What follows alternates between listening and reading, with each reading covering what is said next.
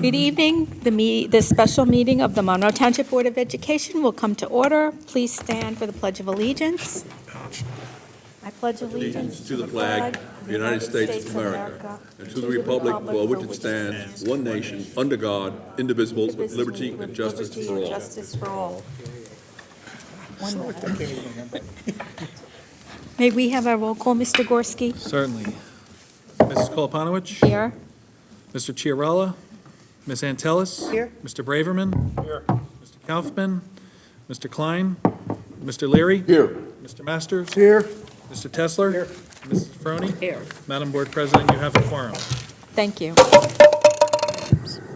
In accordance with the provisions of the New Jersey Open Public Meetings Law, the Monroe Township Board of Education has caused notice of the meeting to be published by having the date, time, and place thereof posted December 7, 2012, 1 at all schools, 2 Home News Tribune, 3 Cranberry Press, and 4 filed with the clerk of the municipality.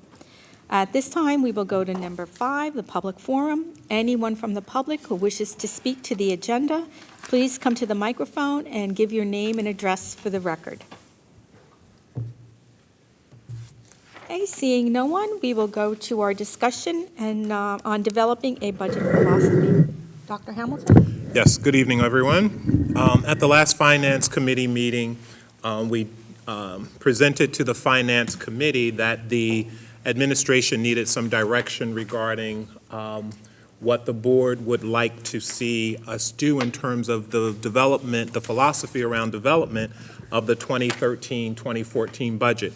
And there's a recommendation of the Finance Committee that we open this up to a full board discussion because the committee felt very strongly that this was an important topic that should involve the voices of all members of the Board of Education. So our intent this evening is to kind of walk you through a few very brief slides. I think there are 4 or 5 or 6 slides in total that kind of gives you some information, most of which you're already familiar with, but it kind of summarizes for you some of our thoughts regarding the direction, and then ultimately at the end, find out from you what you believe those priorities ought to be as we plan the 2013-2014 budget. We have started our budget defense rounds with the administration, principals and supervisors and directors, and before we finalize that part of the process and then go to the Finance Committee, we need to hear from the board. So with that in mind, Mike and I are going to walk you through a few slides. You have a copy of all the slides in front of you. The first slide, obviously, in respect to our board members, lists those members of the board.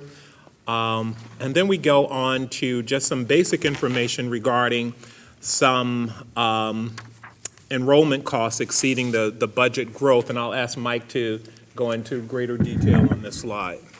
Thanks, Doctor. This illustration shows the differences comparing the years of approved budget to the prior year revised budget and the increase that the district has grown the general fund budget. For example, the 11-12 budget that we're currently administering was $4,062,000 higher than the revised 11-12 budget. The 11-12 budget compared to the 10-11 revised grew $1.8 million. And in 10-11, as compared to the 9-10 revised budget, there was actually a general fund budget decrease of about $950,000. Coincidentally, student enrollment has been increasing. From the ASSA data, 12-13 compared to 11-12, we grew 186 students. That multiplied by an average cost per student of $15,500, which is a conservative figure, not really adjusting for special ed increases. The total cost is $2,883,000 just to educate those additional 186 students.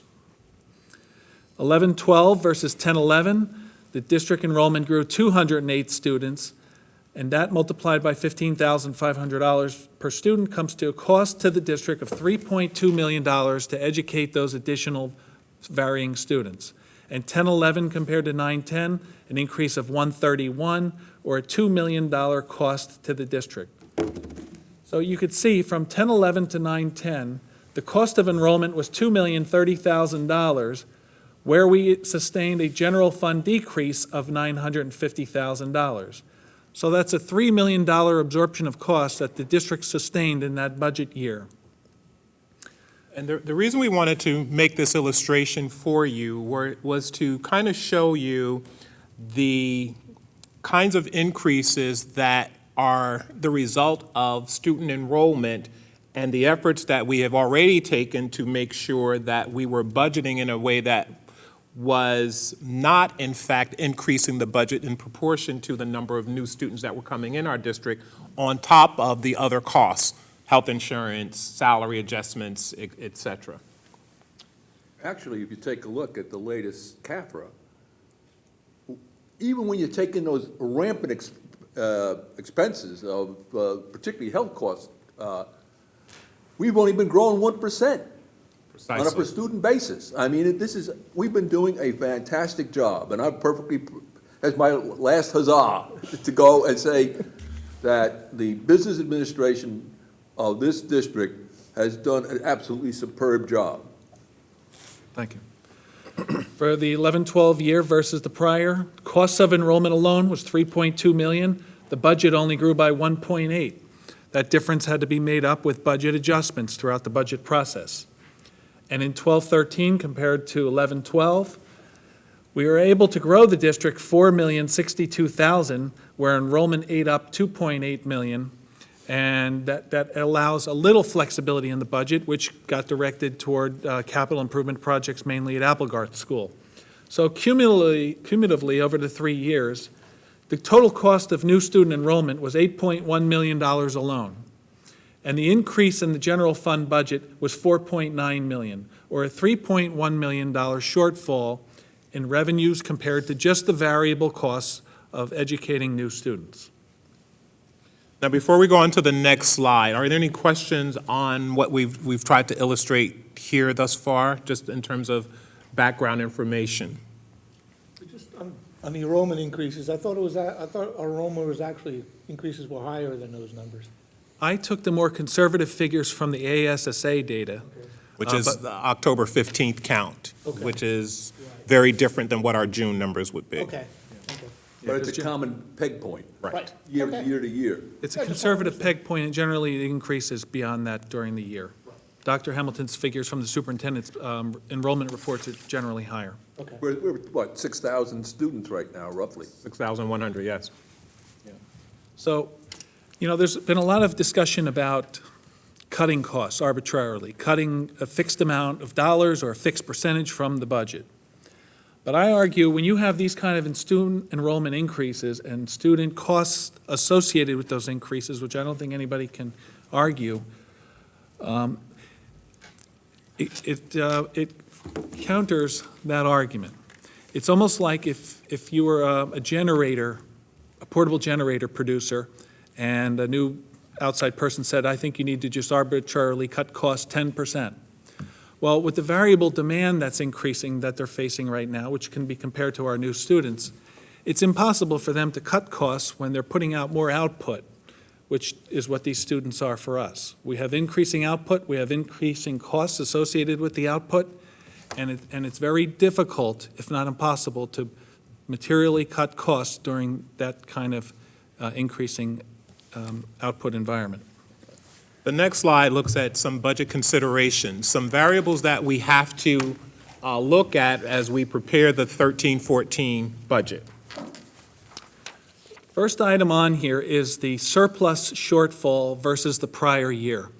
Budget revenues, the inflows of money that support the budget each year, comprise about 85% from the local tax levy, about 8% from federal and state grants, tuition revenues from Jamesburg, and a percentage related to surplus, which is unexpended appropriations from prior years. When you don't spend to your full budgeted amount from prior years, the state mandates that that gets carried over as excess surplus, which is a resource to a future year's budget.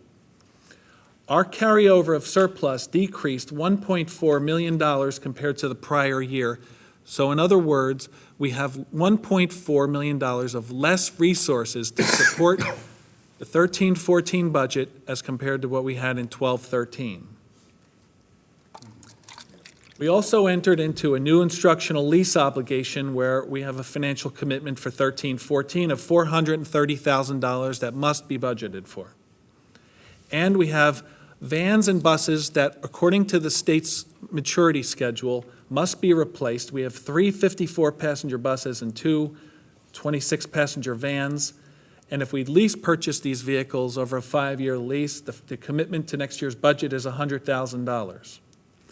Not to mention, we're projecting about 200 additional students in 13-14, which is about a $3.1 million charge to the budget. Now, if the board was to recommend that the district budget to cap utilize the full tax levy cap expansion, which is that 2% growth adjustment to the prior year, considering healthcare costs and also enrollment adjustments. The maximum tax levy cap increase, if we maxed it out for next year, would afford us an additional $1.8 million of budget revenues, barely enough to cover the difference between the shortfall surplus from surplus and the new instructional lease obligation. It doesn't even consider the bus van replacement at $100,000 or the costs, the required costs of educating another 200 students, which is teaching staff, supplies, facility additions. That's a very good average at $15,500.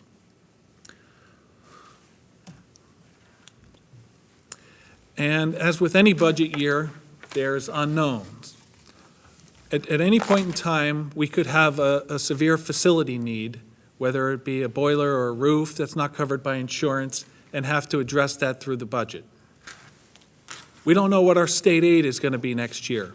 There's some very negative variables that we're looking at now, including tax revenues not measuring up to the state's estimates for this year, and most importantly, the effect of Superstorm Sandy, which has really impacted state revenues to a significant nature. We know, however, by talking to municipal figures, that we can anticipate about another $75 million drop in ratables. And what the ratable base is the aggregate property values that share the cost of the tax levy. And as that ratable base decreases, automatically everyone's who's remaining rate increases. For the last budget year, our budget went up 8.7 cents. 5.27 cents of that increase was the effect of the ratable decrease. It's a substantial effect on the tax rate. And finally, the Jamesburg tuition matter has an interest portion of the bonds that finance this school. In accordance with the A41, A42 tuition calculation and a legal agreement that we entered into with Jamesburg previously, Jamesburg is expected to budget for $630,000 of interest costs, which is their portion of the interest on these bonds, for the bond service for 1 year. The cap law and other economic considerations that Jamesburg faces is making that probability of recognizing that money remote for next year. And I would not recommend to the board budgeting for that because it's very hazardous to budget for a revenue source that's not defined and not predictable. And according to our attorneys, the likelihood of recognizing that revenue in the next year is not probable. So with all those factors taken into consideration, we need some direction from the board in terms of what those budget priorities ought to be for 13-14. Specifically, these are some items that need to be considered. Specifically, instruction. Is there a commitment to capital projects? Do we want to look at bringing all of our busing services to an in-house busing protocol? Because we have been having substantial problems with the buses that are being contracted out and considerable concerns from parents whose children are being transported by these contracted buses. And if that is something that this board wants to consider, that also has an impact on the budget. Human resources, clearly, as we look at class size, as we look at the number of students that we need to accommodate and provide services for, particularly those youngsters who will be coming into our district or already in our district who require special education, and administrative support around the new teacher evaluation model, the new principal evaluation model, which becomes effective next year, and the new tenure laws will require significant administrative support.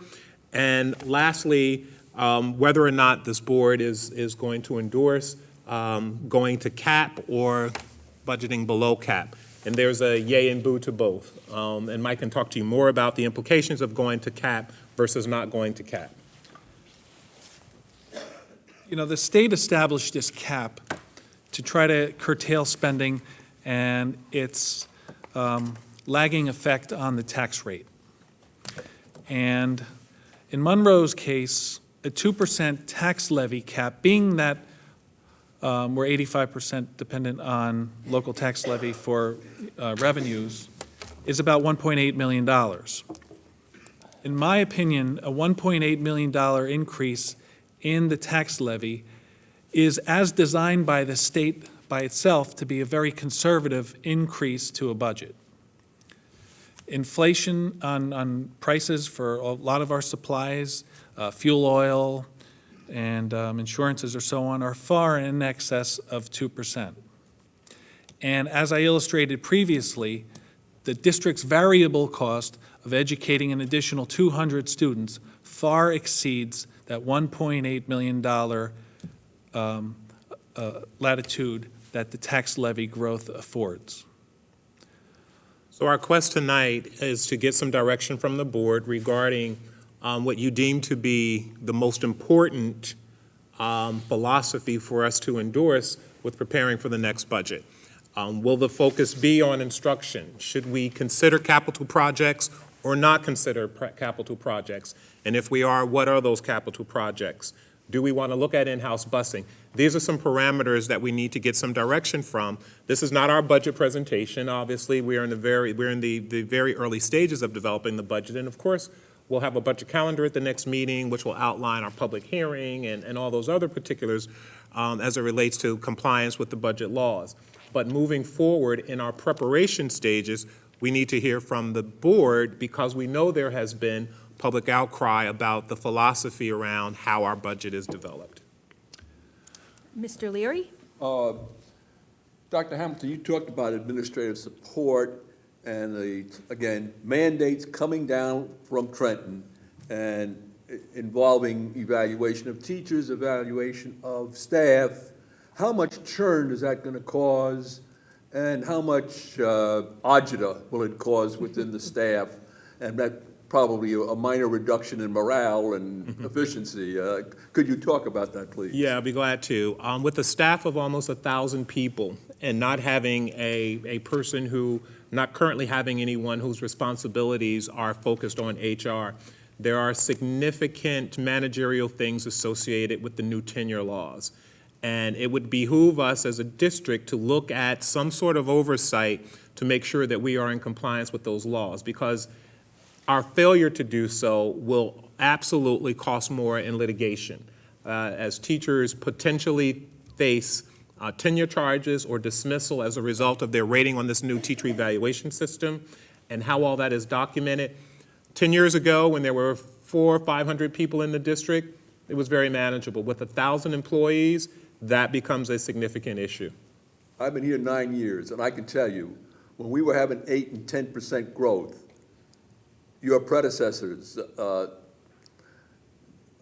Dr. Ferry, Wayne Hamilton, and Mrs. Brooks, they were working evenings, Saturdays, and Sundays, trying to stay up with those mandates at that time, because they were bringing in large numbers of young teachers, and you've got a double-sized problem now. Right. It's significant. It is significant.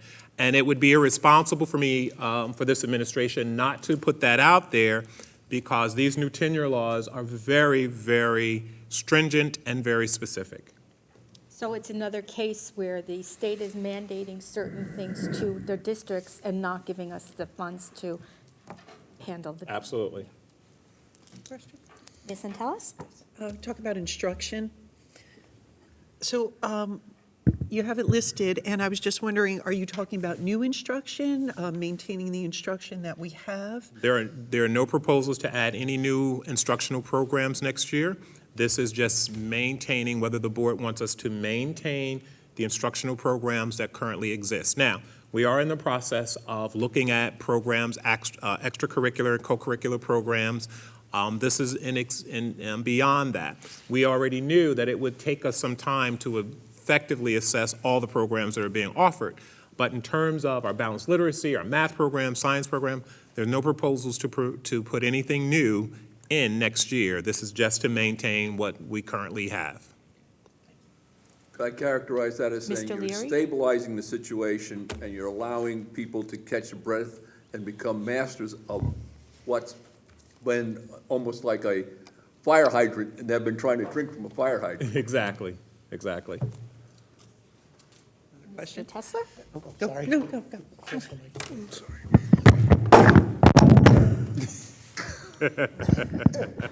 Who's going to get the mic? We didn't see that. It's okay. We didn't see that. All right, just a couple points. As far as instruction, I agree, this for the coming budget, we need to just maintain our course and not introduce any new programs. We also need to continue evaluating our existing course offerings, extracurricular activities, clubs, and see what's working and what's not.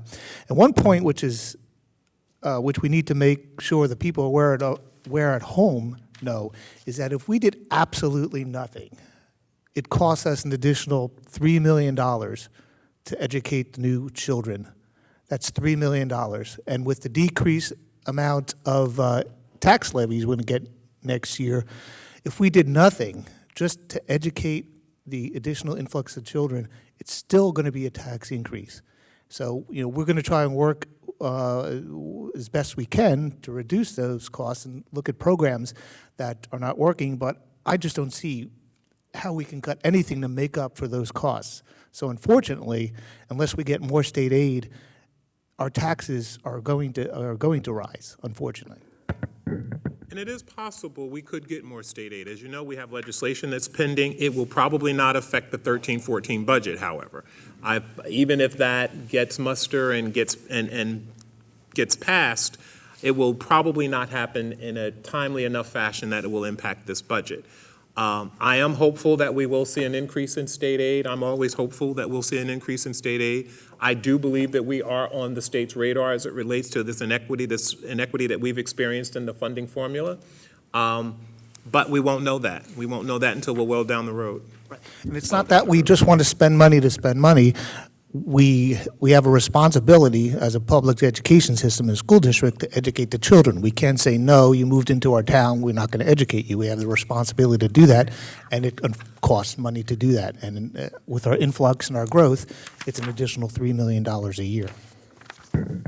Well, to add to Mr. Tesler's, one of our goals this year is to go into and evaluate all of our curriculum in our school, our extracurricular Right, exactly, activities and our sports and our programs to see what we can take out of the Right, budget. So exactly. we're trying to be a little proactive in making sure that we keep what works and that we eliminate what's not working or what's not being utilized. And we do have some clubs, just to give you a preliminary report, and don't ask me for any specificity because I can't give you that. But we do have some clubs that we see right now that are not consistently well attended by children. So we're documenting what the attendance is like in those programs and whether or not those are programs that we want to continue next year. We also have to look at the current protocol that's in place for how clubs get added to our program to begin with. A teacher volunteers for a year, a group of children come together and they say they want to try this particular program. The teacher volunteers to do it for a year, and then the following year it becomes a club. Well, there are some clubs that may have been of great interest last year, but may not be of such great interest this year. So we will be able to make some recommendations that we eliminate some of those clubs and programs moving forward. But that will not equate to millions of dollars. Right, right. That's my point I was trying to make. And also, things to look at would be, again, maybe reviewing some busing. I know there's some bus routes that, to me, I can't, like Devonshire, that we have to bus the kids from there, right there. If there's no, I don't remember if there was a walkway or whatever issue that was, it may be advantage if we can have the school district build a walkway. If it's a 2-year return on our investment, and then we don't have to bus anymore in 2 years, maybe that's something we can think out of the box and do things like that. Dr. Hamilton, I think we asked this question in personnel, but we've added over 500 students to our district in the past 3 years, probably more than that. The administration, we've not added to our administrative team to support the extra students, have we? We've actually reduced administrative support. For a district this size, we are significantly understaffed administratively. Ms. Antelis? A question about the in-house busing. I understand we're about 95% of our busing is done in-house. Do you know what the cost would be to bring us up to that 100%? Yes, Mike has that number. I've asked our transportation department to look at that.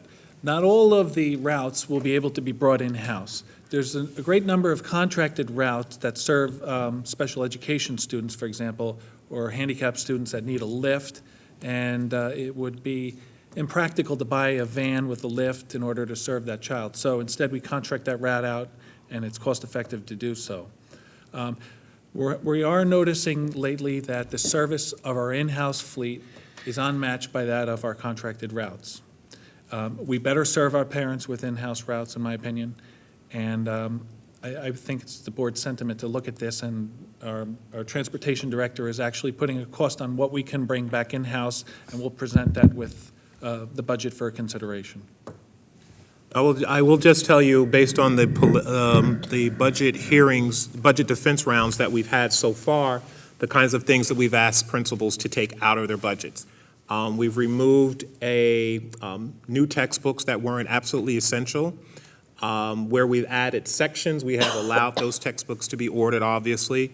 Where the content may not have changed at fourth grade, for example, where New Jersey is going to always be New Jersey, we have not approved the acquisition of new books for that particular area. We've also asked principals to look at the guided reading kits, for example, that are being used in our primary grades, and whether or not those kits can be replenished, or do we really need to replace them in totality. So those are the kinds of things that we have gone back to the principals with already in our efforts to keep our supplies and costs down to a minimal. We have not allowed increases in any of the general office supplies, for example. We are looking further at technology and what our technology needs are, and developing a system that would create a systemic approach over the next several years to update technology, because we have some significant technology needs in some of our elementary schools, and obviously, we can't address them all at one time. Anyone else? Mr. Masters? Back to the in-house busing, Mike. Mr. Gorski, do we have that number? I didn't hear the number, because I guess nobody will be surprised. I don't like the out-of-house busing. I had to think of how to say it there without being, yes, contracted busing. And if I had my way, I'd move all of it into the district. I think some of the issues we're having now far greatly, the money's a big thing, but these issues far greatly outweigh what we're saving or spending. We might be actually spending more on these contracted routes. I mean, some of it's heinous, to be honest with you. Yes, when I started in this district 13 years ago, we had about a 50-50 in-house, out-house fleet ratio. We've migrated that intentionally to about a 90 to 95% in-house fleet. And the continuity of the drivers, the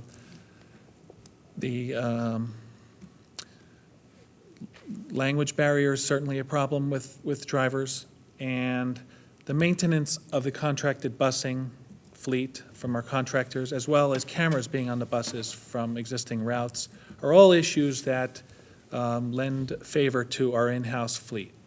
Do you know what Had that one? cost is per route? We have not calculated that. We're working on it now, again, because not all the routes can be brought in, but we are calculating that right now, and we'll be presenting it shortly.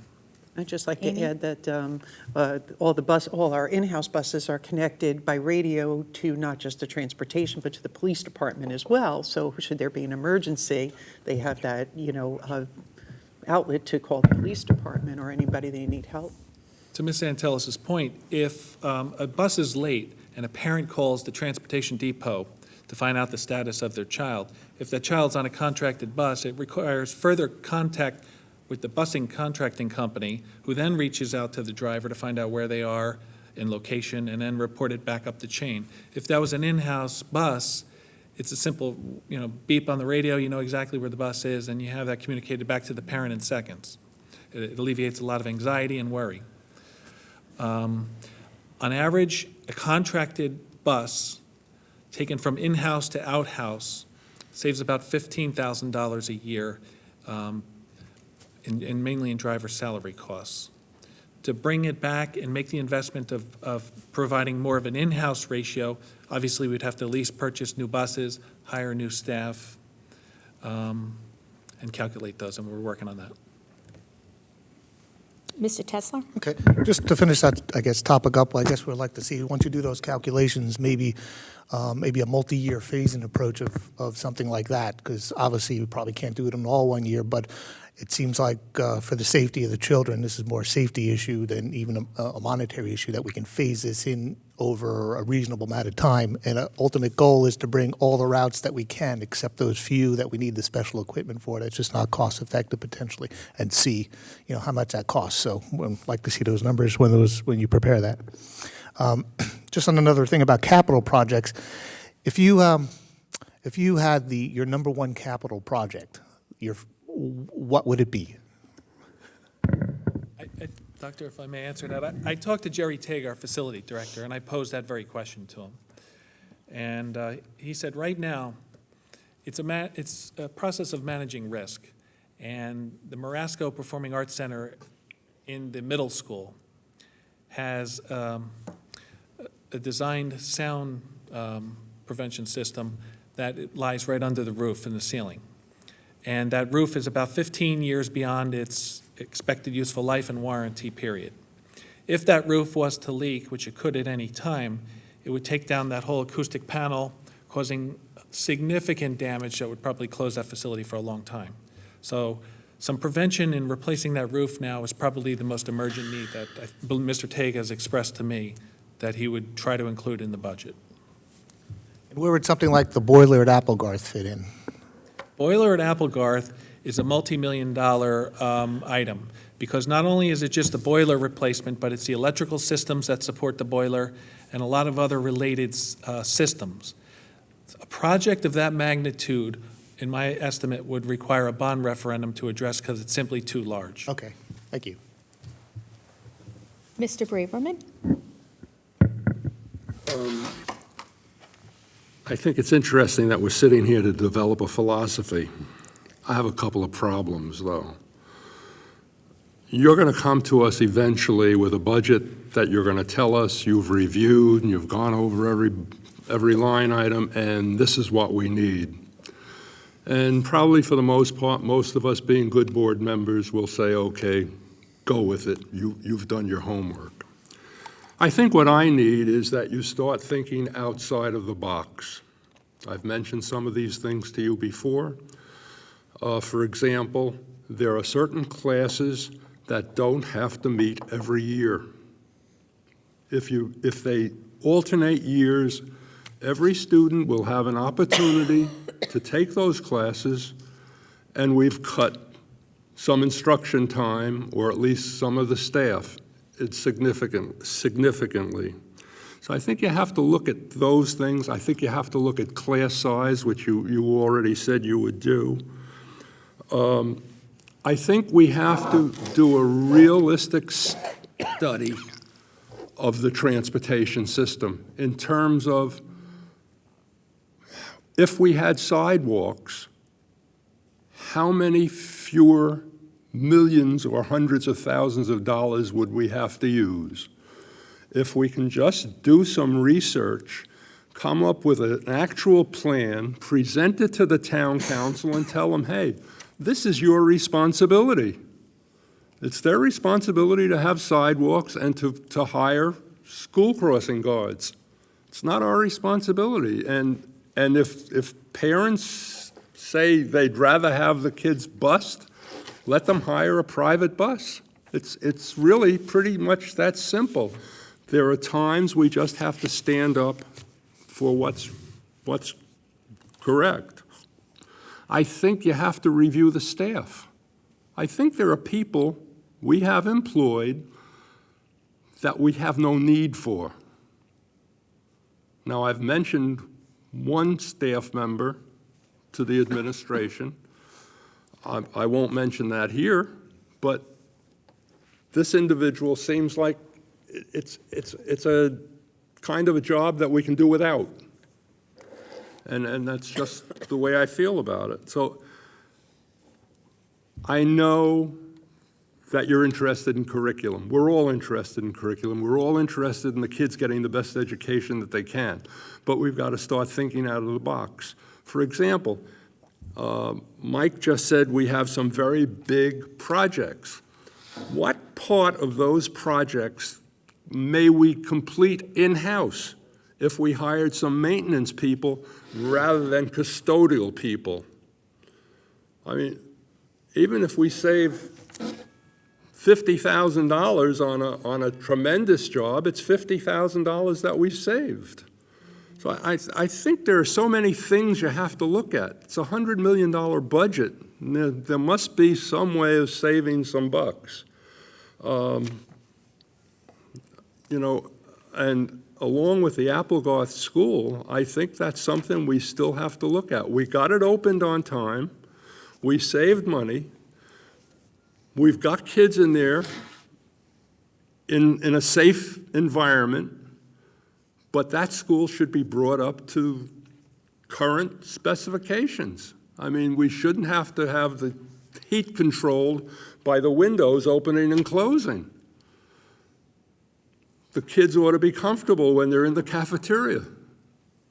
I mean, we've got to look at all of this stuff, and I know we've got only a 2% cap. I understand that, but we really got to take a hard look at all the things that we're doing. There are a lot of small things in the budget that we can do, in my opinion, we can do away with. Dr. Hamilton? I think you raise a very good point, but I think the other thing that we have to acknowledge is that and this isn't an anomaly to Monroe, but facilities are generally the one thing that when budgets are tight, when you need to add a teacher or add another section or add another bus, that gets pushed to the wayside, the capital projects. In years and years of doing that in a district this size, it catches up to you. So yes, Applegarth needs some work. Barclay Brook needs some work. The Marasco Center needs some work. These are significant projects that will take, even if we spent nothing, even if we didn't pay anybody another penny in salary, we would not be able to support those kinds of capital projects in the construct of our general operating budget without having a multi-year plan for addressing that. So it is not my recommendation at this juncture to say we should not be addressing capital projects, but we do need to have a list. We need to look at what those things are that are manageable within our general operating budget, and then sorting that out from those things that will require a referendum, something like a boiler, for instance.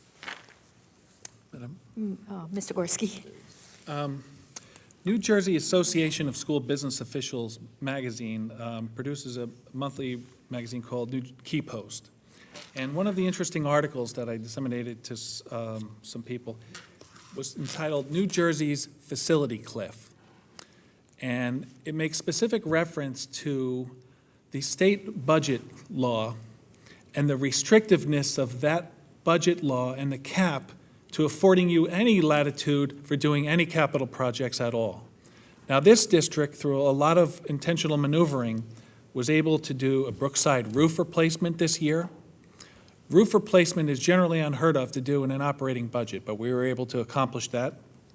And also, we directed renovations at Applegarth School that went $1.4 million above the approximate $390,000 that we had budgeted for that school's renovations to try to better serve the parents in that community and to give the kids the school that as best we can provide at the current time. And Micah, and I think that's an important point. We need to talk a little bit about where that money came from, because in order to do that, we had to do some fiscal maneuvering in order to make that happen. Mike, you can elaborate more on that.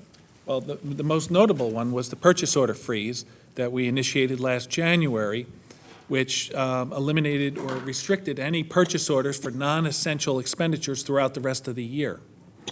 If anybody wanted a purchase order to get approved, they had to justify it to Dr. Gorman or Dr. Hamilton or myself, and it had to really be something essential. Otherwise, like if it was for professional development or something non-contractually obligated, it was refused or deferred.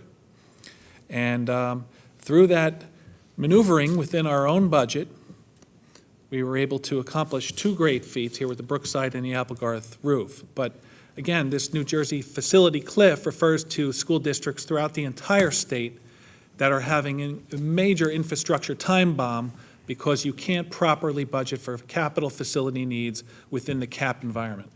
Mr. Leary? Just to build on what Mr. Gorski said, our next-door neighbor, East Brunswick, several years ago, had to issue a $100 million referendum in order to rehabilitate their schools because, again and again, it was a new classroom or a new teacher, and then they deferred it and deferred it. And they had buildings that were built in 1955 literally falling apart and had to reconstruct them. And it is penny wise and pound foolish. We have got to go out, and if time required, to muster up the courage to go and say, we need a referendum. We may need $20 million, if it need be, to do the things that need to be done. We'll get beat around the head, ears, and neck, and we've had that happen before, but it's got to be done, or you're going to be facing $100 million a couple of years later. So my question to the board is there anything, any direction from you that we need to consider as we proceed with the budget planning process? Or do you recommend deferring to the Finance Committee to spearhead that initiative? Anyone?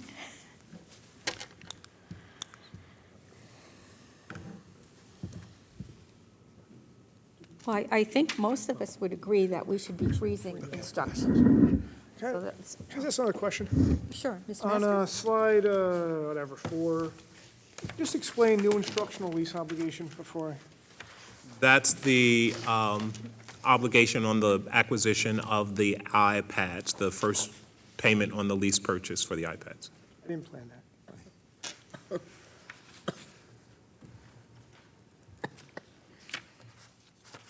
We probably need a list of all the capital improvements that we have to do in our district and a priority list so that the Buildings and Grounds Committee can look at that and decide what can and cannot be done in a budget year. Okay.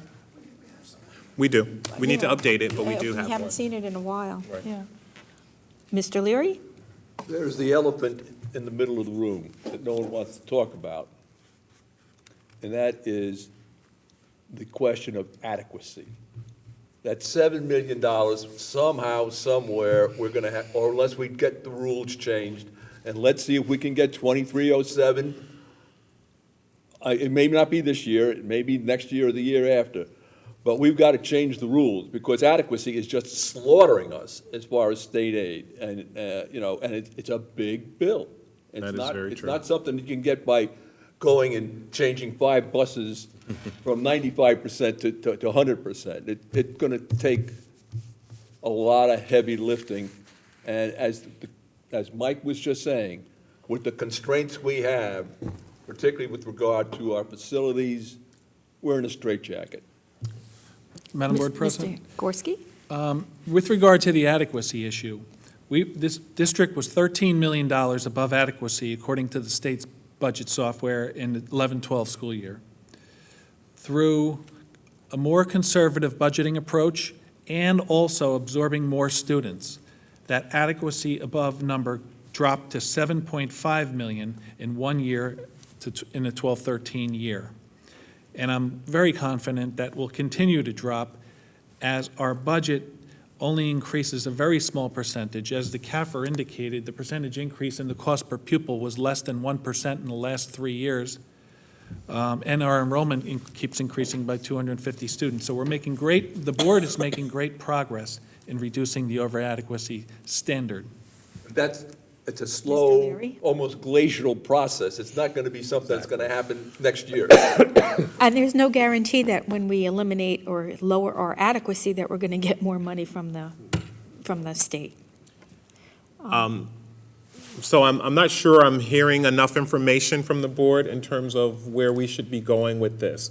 So maybe I'm not asking the right question. Is there a desire from the board for us to go to cap? I'd say go for cap. I mean, we've gone below cap before and we got our teeth kicked in. Let's go for the whole 9 yards. I think first, we have to look at what we're going to do. I'd like to, know which direction, are we going to go with capital projects or, and the busing, you know what I mean? I'd like more information before I could really commit to going to cap or staying under. I mean, the way it looks at 2% is that we're going to go to cap if we want to do anything, to be honest with you. But I'd like to see some numbers, especially about the busing. And about some capital improvement. I'm also wondering if we couldn't come up with a plan, as we did in the past, where we put monies aside each year to do those capital projects, say in 5 years, come up with a plan that says, okay, we're going to put aside this much money, and then we're going to do the boiler in Applegarth School in so much time. That's fair. Mr. Gorski? Madam Board President, Ms. Antilles is astutely referring to the capital reserve account. Previously, when the district had larger excess surplus calculations, you could direct money into the capital reserve for future projects that are in your 5-year facility plan. This year, we depleted our capital reserve to address needs at Applegarth School. And one of the parts of the double-edged sword with capital reserve is if the board was to appropriate monies of excess surplus toward capital reserve projects, it would reduce that surplus calculation going to next year's budgets even further. So by putting money in that reserve, you're taking it from future years' budget resources. And that's the state's model with that. And we have, by the way, implemented a spending freeze already. So we anticipate that there will be some money that we will be able to allocate accordingly, just as we have in the previous years. Mr. Tesla? Okay, just going over this hit list, my general philosophy is for instruction, like we already said, maintain the status quo, no new programs. As Marv said, trying to think out of the box and as we're already doing, reviewing our programs and staff and see where we can make cuts where appropriate. Capital projects, I would like to see a multi-year hit list or a punch list of capital projects in priority order of what we want to do, and we shouldn't ignore it. We should include at least maybe one capital project, or depending upon the cost of this hit list, for the next budget. In-house busing, again, I'd like to see the cost on that. Maybe we can decide in the Finance Committee in a future meeting to defer that and not bring anything in the next budget, depending upon cost, to try to keep costs down. Human resources, I know we talked about we're only going to be increasing staff to address the increase in enrollment. We're not going to hire any new staff where it's not appropriate. And we already talked about administrative support. And as far as recommendations to go to cap, it depends where all the numbers outlie. It's something I really can't answer right now. Can I speak? On staffing, I think it's important to note that we're kind of in a very difficult position, because when we say we won't increase staffing, we won't add programs, the fact of the matter is we have to add new staff simply by virtue of the number of students new students that will be coming in, and our class sizes are already of concern to many of our teachers. But it's also true that we have a large number of students who require special services, and that is a very expensive prospect, but students deserve those services. So even as we anticipate reducing our above adequacy spending, we have to also understand that when you get the new budget, you're going to see new staff. It doesn't mean that we're just adding. It means that there are programs and services that students require that is going to necessitate folks with very specialized education and certifications to address those needs. We have students right now who are in the process of being evaluated and likely to be classified that will require the support of special education.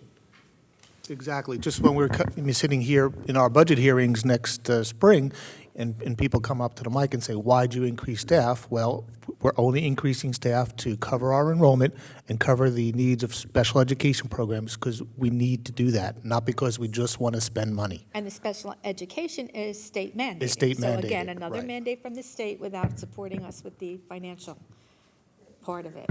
Ms. Masters? Just two things. So even if we go to cap, just clarify this, we'll be 3.2 mil in the hole? Is that what you're saying? Is that the right number? Which is 1.8 minus 567, 766. It's about right. And, all right, the second, I'm sorry, Mike, That's approximately correct. it's not approximately. Yeah, because, you know, with, the most important thing there to understand is the projected enrollment increase.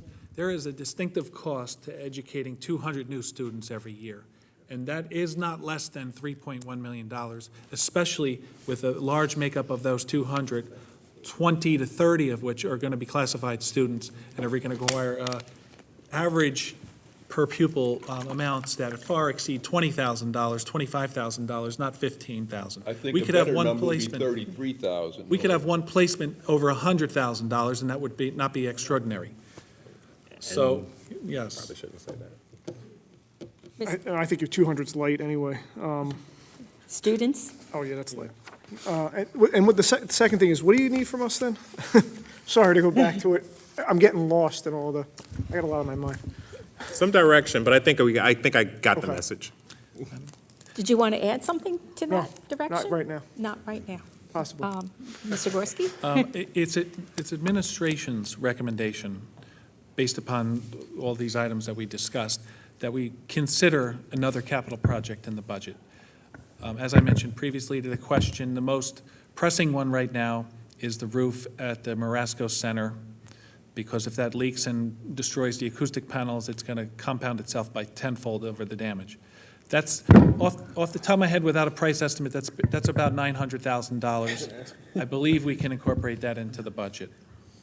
And also, not going to cap is, in my opinion, far too conservative of an approach to taking a budget where you're growing 200 students and going even further than that very conservative design that the state puts in place, which affords a district with a $100 million budget, a $1.8 million growth adjustment each year.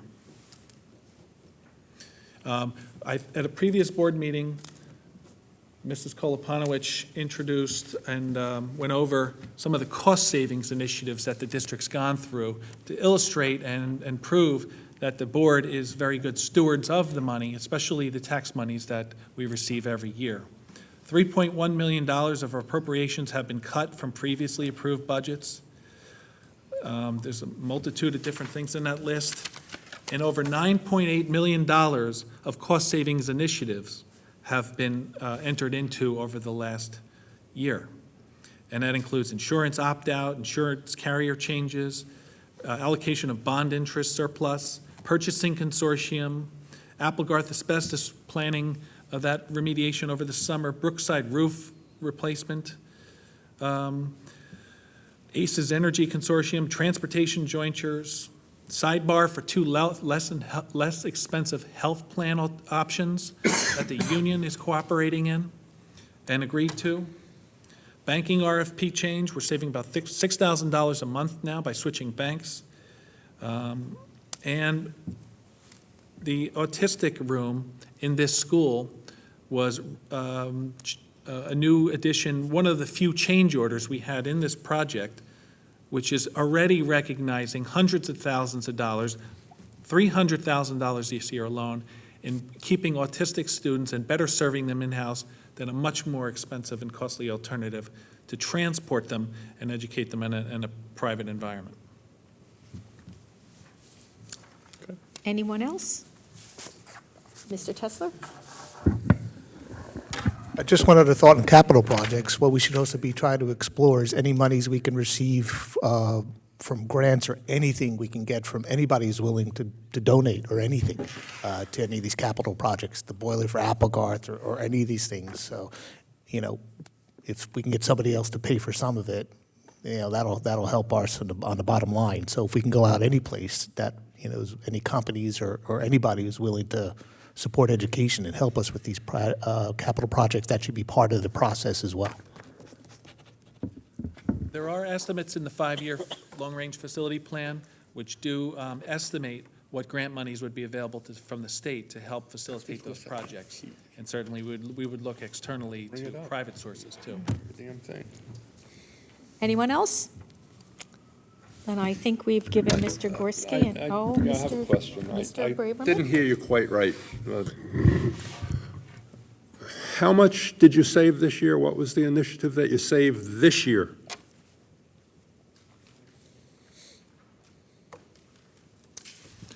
From the period July 1st, 2010 to June 30, 2012, $9,850,200. Insurance, bond refundings, we have over $4 million in savings and interest costs alone from bond refundings. Purchasing consortium is in excess of $400,000. We just entered into that last year. Applegarth asbestos remediation saved $35,720 doing that over the winter instead of the summer when everybody's in demand. That's over 2 years, is that what you're saying? Yeah, I misspoke if I said 1, it's 2. And can you put your hands on that right now? Some of that? I would have to put my hands deeper in your pocket. I'm sorry? If we didn't save He'd this have to put money. his hands in your pocket. I would have to reach deeper to the taxpayers and the community if we did not initiate in these cost savings. These are recognized savings that I could document. Over and above what we had budgeted. Yes, So this is funds that you've saved, correct? yes. And it's got to be in some column somewheres.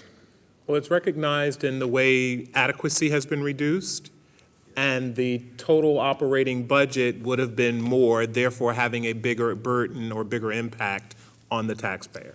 Because I believe some of this, So the money wasn't in the budget already, and you've saved it. This was saved when you were putting the budget together. No, this was I money. want to know this- where that money is. This is money that was in the budget, it was budgeted for, and it was saved over this period of time, and we don't spend all of the appropriations that we have budgeted in each year's budget. There are cost savings initiatives throughout the year, and the state mandates that those savings on an annual basis flow to excess surplus, which I discussed before, and goes to an additional revenue source in future years. Is there a minimum that you have to turn over for next year? No, some Is there a districts, maximum? some districts, and I know one in particular, that's our neighbor, does not have any excess surplus at all. Well, I guess what I'm trying to say is, if you saved all this money, is there $1 million somewheres that we're not aware of? No, because the state doesn't allow you to put it in reserve for like a rainy day. It goes to the excess surplus calculation and goes to future years. But it is someplace. Yes. And if we wanted to do a roof with that money, you're telling me the state says we can't do it? I could reduce the excess surplus calculation and put that money in capital reserve to do a roof, but then that is going to have a severe constricting effect on a future year budget by millions of dollars. And even if you didn't spend any more money that year, you would be significantly over cap and having to cut. Well, isn't there some commercial somewhere that says spend it now or spend it later? And it's usually better to spend it now? Fram oil filters. I'm sorry? Fram oil, pay me now or pay me later, and usually you pay a lot more later. This is Well, a classic that's- example of cost reduction accounting, and Michael is using generally accepted accounting principles. Yeah, I know that. I know that. So if you're directed by the board to take X number of dollars that you would normally put aside for tax relief, what's the penalty? Penalty is in a future year, you are going to have a significantly reduced budget size because you will not have I a don't hear you. carryover. Can you turn that up, please, a little bit? This year, from Exhibit C1, the district had $4,122,000 of excess surplus. The prior year, we had $5,560,000 of excess surplus. The difference was, just as you said, directed by the board to be used at Applegate School. Otherwise, in 13-14, instead of a $4.1 million surplus carryover, you would have had 5.5, allowing you to have more budget size. So out of that $4.1 million, let's say you took $4 million and said, fix all the roofs you can do with $4 million. In a future year's budget, the size of the budget is going to be reduced by $4 million, and that's too significant to operate on.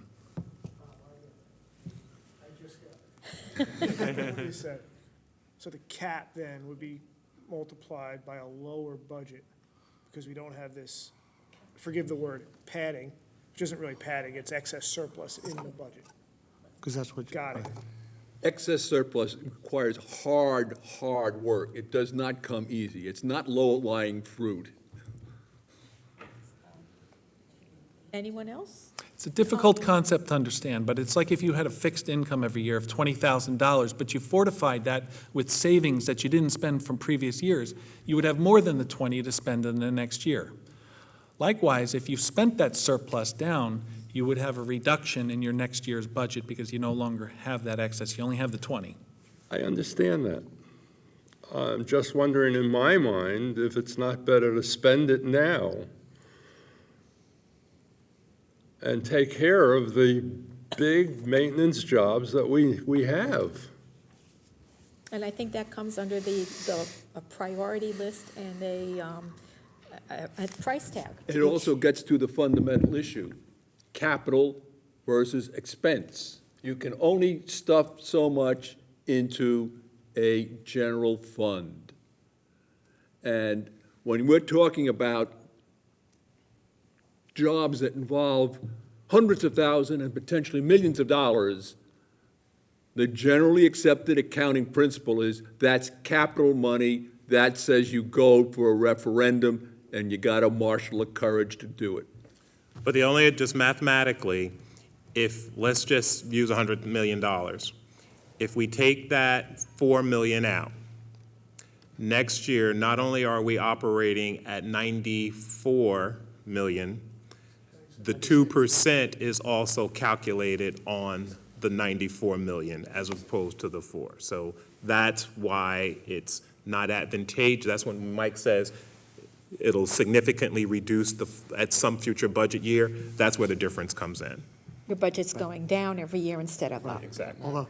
Although capital projects are important, if we do it little at a time, This John, whole cap thing is for a community that is static, like you see up in northern New Jersey.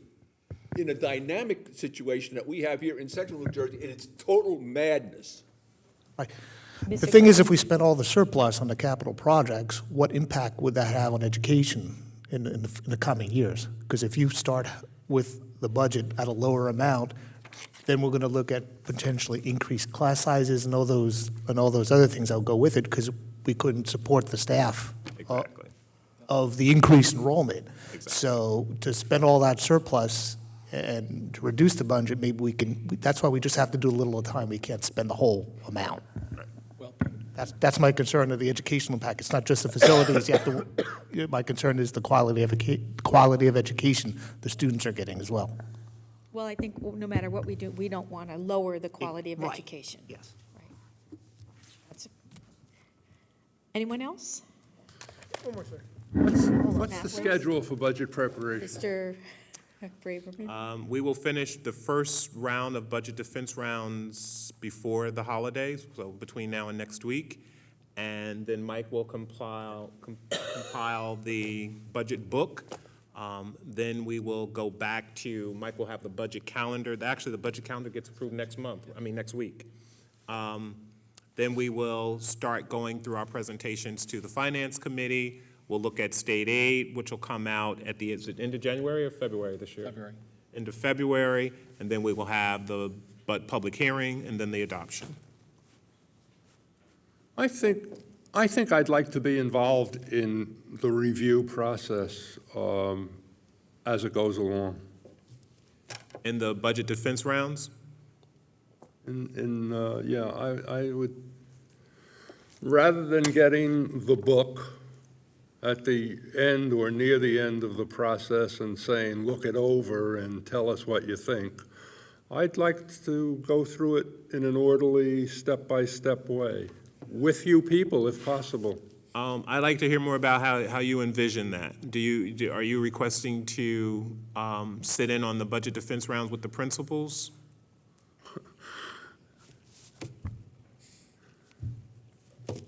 I think we're getting into the area of what's the role of the board, what's the role. And I understand that, and I understand that, and you know I understand that. No, but right after that round, I wouldn't mind sitting with you and Mike. That's fair. Mr. Tesler? One thing you just mentioned about presenting the budget to the Finance Committee, maybe that this year, since it's a big concern, that be presented to the whole board as a whole in addition to just the Finance Committee? You know what? I want to piggyback on Marv. I'd like to be a part of that, too. If you can, if Going you to don't mind. Finance Committee. Well, actually, Ms. Antelis? in the past, what we actually had done, and I thought worked actually pretty well, was each committee looked at the budget. So Buildings and Grounds looked at the budget for Buildings and Grounds, Curriculum looked at theirs, and then everybody kind of got a chance to get their hands in it and give some opinions. So maybe we could do something like that. I think that's what we've been doing all along, and Yeah. I think I'd like to You- fine tune that. Okay. We can do that. Dr. Hamilton will work on that. Absolutely. Okay, so I think we've given some direction to Dr. Hamilton and Mr. Gorski on how to create a budget this year that will support education. I don't think we came to the conclusion of whether we should go to cap or not. Personally, I think you should. Oh, because Ms. Antelis said she, and I believe Mr. Tester said the same thing, that they would like some more information, especially on the in-house busing and, what was the other one? Capital projects. Capital projects before they could say if they'd like to go to cap or not. Just could get to it anyhow. Remember, 200 students coming down the pike, 3.1 million, that exceeds the Unless they the need to have an 2%. answer today. Go Do for you need broke. an answer today? Yes. Well, President? then, We've illustrated some of the demands that are placed upon the 13-14 budget here. Revenues compared to 10-11 are $1.4 million because we used surplus that would have otherwise carried over as a resource. Instructional lease obligations, an additional $430, mandatory bus requirement replacement $100,000, and projected enrollment increases that trickle through the entire budget of about $3.1 million. Going to the tax cap would afford only $1.8 million to try to offset some of those and not infringe upon other areas of the budget that are currently in place, where you'd have to have considerable reductions. So as I mentioned before, Dr. Hamilton and I recommend a philosophy that goes to cap, where we could include a capital project, like Mr. Tague designed, of the roof, and communicate to the board what it would cost to immediately or on an installment basis bring in-house busing. And we could substitute one or two of those along the way, but with these kind of figures, to not go to cap is going to require some extraordinary cuts to existing programs and staff that are in the budget. And it's really going to come down to staff because all the low-lying fruit in the budget has been cut over the previous years when we've had consecutive years of budget defeats and so on. Ms. Ferroni? I just think it's such an unrealistic low number that the state gives you, the 2%. So why give them any more ammunition to say, well, why didn't you go to cap when you had the opportunity to do it? Because I know in Jamesburg, our budget, we go over it and over it and over it, and we have way less to work with. So I just don't think it makes sense to not go to cap. Would anybody have a problem with going to cap? Mr. Tesla? Yeah, just reviewing the numbers again, if you just look at those numbers, we have a $3.2 million shortfall that's going to cap, and that's not including any capital projects or anything like that. So I think the numbers just say we have no choice. Mr. Masters? So we don't have the state aid numbers, right? When do those come out? February. So if that comes back and we get $100 million from the state. What high-grade opium are you on? Everybody woke up when I said that. Yeah. We get 14 million, let me throw that out. We could push that back to the tax. Okay. Absolutely. I'm just, I think after listening to the explanation and seeing the numbers, honestly, I don't see where we have any choice but to go to the cap, so I would agree to it at this point. But Mr. Braverman? He already said I think you already agreed. And Mr., okay. And I'll, think it's okay unanimous. with that, yep. You go. Okay, so does that conclude our discussion on the budget philosophy? So we will go to public forum, and again, anyone from the public wishing to speak, please come to the microphone and state your name and address for the record. Hello, Doug Ploy, 4 Tamarack Road. I have some questions related to this discussion. We have quite a few things in the district, I would imagine, that are under lease purchase, other than just the iPads. My question is, can you terminate a lease purchase without continuing into another year? Mr. Gorski? The answer to that is no. Once you enter into a lease purchase, just like leasing a car, you're obligated for it through the duration of the lease.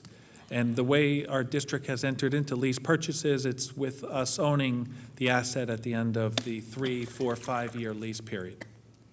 Okay. For example, some of the lease purchases that we've entered into recently were for the synthetic football field, the synthetic practice field, copy machines, computers, iPads, buses. It's very difficult to fit an $85,000 54-passenger bus in a budget and buy it outright, so we lease purchase it over 5 years. Especially in this low interest rate environment, it makes sense. Okay. One thing that I have observed, simply because of having 4 grandchildren in the school system, but I've also heard other people speak of this, is this matter of textbooks. And I know it's only a small facet in the budget, but most kids, when they sit down at the table, they're working with copied materials. They're not working with the textbook. They rarely bring a textbook home, and I've seen this all the way from the elementary level, middle school level, and high school level. So my thought there is that I think we have to look very, very carefully at how money is being spent on textbooks and whether or not those textbooks are actually being used. Because so many teachers, it appears to me, are duplicating materials. They're duplicating worksheets and all kinds of things and fill-in-the-blank things. And I'm not saying there's anything wrong with those types of learning materials, but they seem to be supplanting the textbook. And so I think that just needs to be looked at throughout the district. Something Mr. Braverman mentioned, I know you can't do it at the elementary level, or at least I don't think you can, but I do know that at the high school level, you often run classes with very small enrollments. That may be a luxury that this district cannot afford. And one of the options is to not offer every course every year, but alternate them, or simply decide we are not going to run classes if they don't meet a certain minimum enrollment. Because take into account the fact that you are using up a classroom space, you are also using a teacher, And so I don't know how many teaching assignments a teacher has, but that is a significant portion of that teacher's salary. So I know at the high school level, that has to be looked at very, very carefully. And it may mean, I don't know what we have in Monroe, but it may mean that some teachers that are now full-time become part-time, or they may get shared between high school and some other building. But there are ways that you can make reductions if you look at those kinds of things. The 1,000 employees that we have in the district, all 1,000 of those employees do not come under the new tenure law because many of those employees are not certificated. So they're not going to be involved in this new evaluation system that's going to demand so much extra administrative support, in my opinion. Something else, and I've done this for 3 years, but I will continue to beat this drum as long as I can. I know that there are certain categories where this district spends more than any other district in the county. And if they don't, then sometimes they spend in the second place or third place. And I'm talking about out of all the districts in the county. To me, that's where you look to make cuts. Why is Monroe spending significantly more than any other district in these categories? That has to be examined. And it has to be examined by comparing what are we doing in Monroe, what are they doing in South Brunswick, what are they doing in East Brunswick, or wherever the costs are lower in that particular category. To me, that's where you find those savings. So I offer these things for your consideration, and I hope that you will take them seriously. I think you usually do. But it all does pertain to this. One other point, I guess it's a question. You're using 200 students, projected enrollment for next year. What percentage of that 200 students would you say is at the high school level? A third. Okay, so let's say it's a third. I think that figure of 15,500 is inflated because you can fit those students into high school classes, and it doesn't cost an additional $15,500 per student. Remember, we got a high number of special education children, and that gooses the number up, and the 15,500 is probably pretty damn good. Well, I realize that, and one other thing I think the district has to very carefully look at is because the board has bragged about, I've heard you brag about it on many occasions, and that may be perfectly justified.